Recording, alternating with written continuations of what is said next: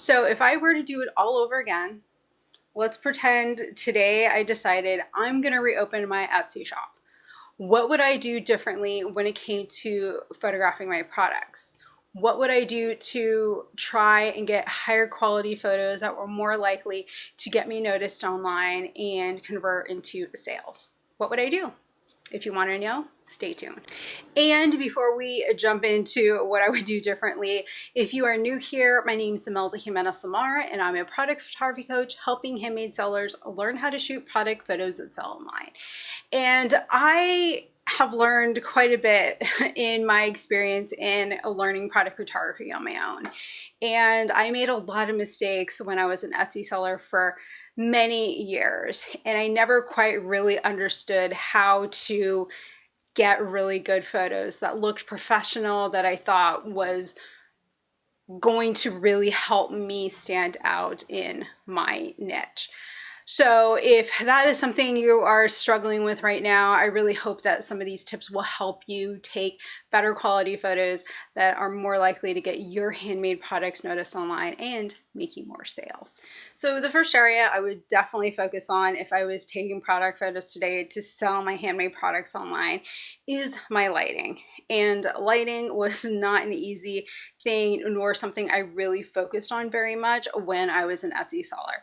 And the truth is because I didn't really understand how to manipulate it. I could totally photograph a, really pretty, street scene or a sunset or a flower, but photographing a product, that was something totally different that I really just didn't understand. And I'm sure you're the same. It is really hard to understand that you can manipulate and play with light and make something look really good. But a lot of us just don't know what that means. A lot of us just don't understand how light works. So when I started playing around with lighting, when I was trying to teach myself product photography, I really started understanding, oh, this is what you can do to create better lighting for a product. This is what you need to do to get that nice, even, clean, bright product photo. And it took some time, but when I got it, I just thought, oh my God, this would have been so helpful when I was selling on Etsy. And the thing too is that your lighting is incredibly important because it can make your product look cheap and basic, or it can look high quality and luxurious. And if you're selling online, especially nowadays when there's just so much competition online, selling with a product photo that looks cheap and basic is probably not a good look. You want your product to look high quality and stand out online, and so you can really do that with your lighting.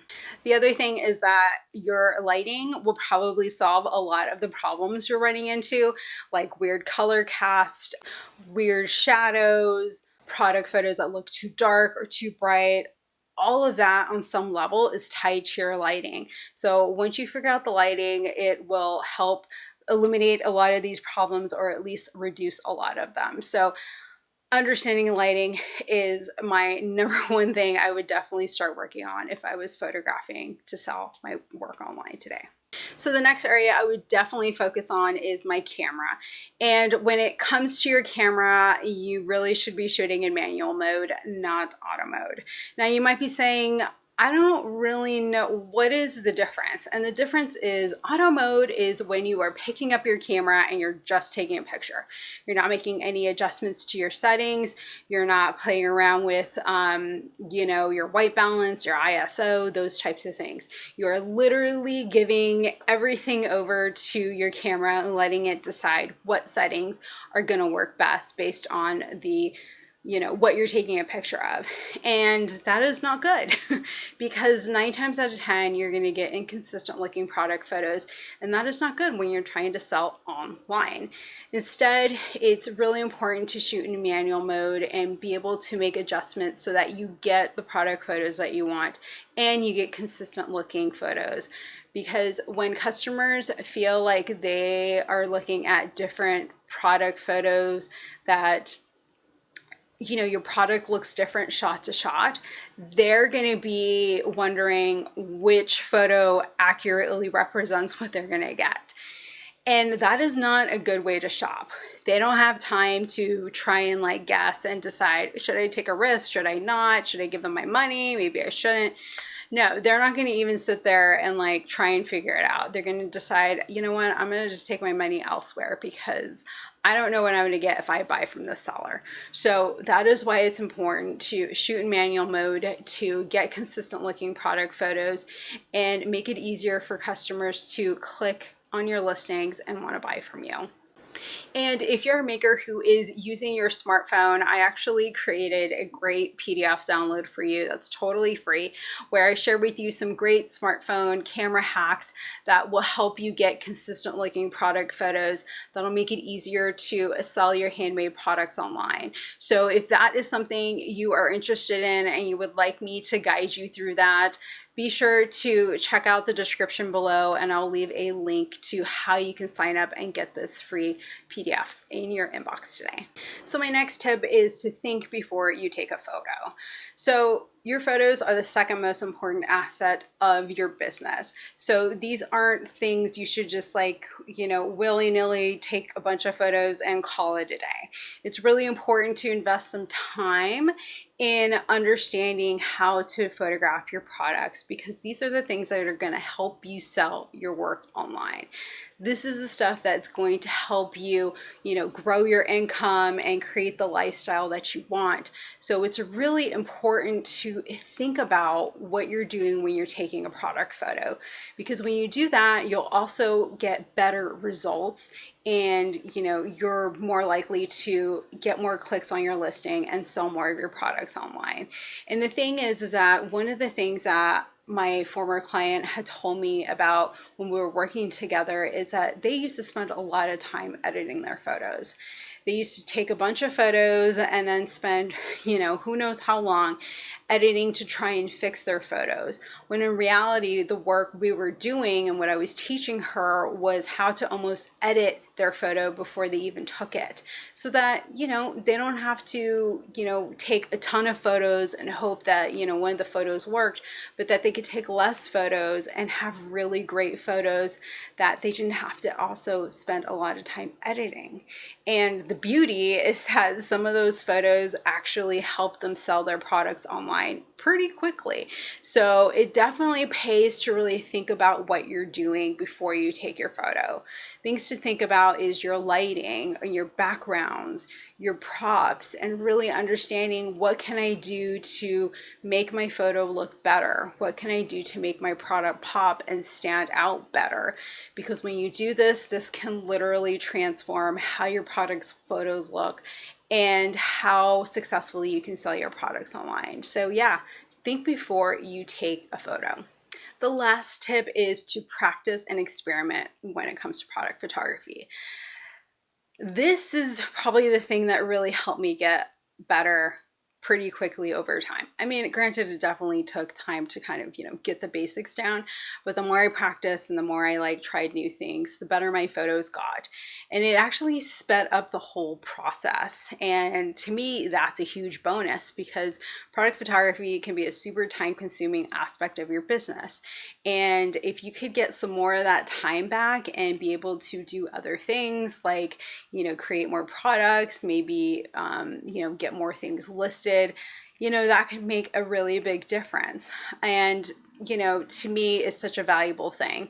So I really encourage you to set a time, each week, dedicate maybe 30 minutes, maybe 60 minutes a week to just practicing and playing around and seeing what works and doesn't work when it comes to photographing your work. The other thing is that you might be saying, you know what, Imelda, I honestly do not have the time to practice. I don't have time because I got a zillion other things going on and I don't have time. And I totally get it. We all have other things to do, and especially when it's something that is not as easy and straightforward, it's going to take a lot more time. And I honor that, and I hope you understand that I totally get what you're saying. But the thing is that your product photography, as I said before, is such an important aspect of your craft business. They are key to selling your crafts online and helping you generate the income and create the lifestyle that you want. So if you can afford to pay somebody to go professionally photograph your work, then by all means do that. But if you don't, and you have to rely on yourself to photograph your products, then can you afford not to spend time and practicing and learning how to photograph your products? Can you afford not to sell your products that you have sitting in your closet or sitting in your studio and just having them collect dust? Can you afford that? And if you can't, then I encourage you to carve out time each week and practice. You're gonna have to invest some time up front, but as I said, it's gonna get better. You're gonna learn things that work and improve your photos quicker than if you are not practicing, right? We only get better when we dedicate time and start really understanding what works and what doesn't work, and making mistakes and learning from them. So if you want to sell more of your products online and they're just not moving right now, I encourage you to spend time practicing, because oh my God, it can completely transform your business, transform your sales, and transform the lifestyle that you have, right? You can potentially start paying your mortgage, or you can start paying your bills. You can start funding, holiday trips every year. You can maybe even, work towards quitting your daytime job. Whatever it is that your product photos can really have a huge impact in your craft business. So make sure you spend some time practicing, because honestly, the return on it can just, blow your business up in ways that you have probably never imagined. So those are my tips for you today, and I really hope this video was really valuable, especially if you are struggling to photograph your products and sell your products online. I know what it's like, and I have been in your shoes, so know that you are definitely not alone. And make sure to comment below and let me know what your favorite tip was, or maybe what tip you would also include in this video that I didn't talk about. And don't forget to check the description below for any other links to blog posts or videos that you should definitely check out. And if you're photographing with your phone, make sure you download those smartphone camera hacks so you can get consistent product photos and easily sell your products online. So that's all for today, and hope to catch you in the next video. Bye.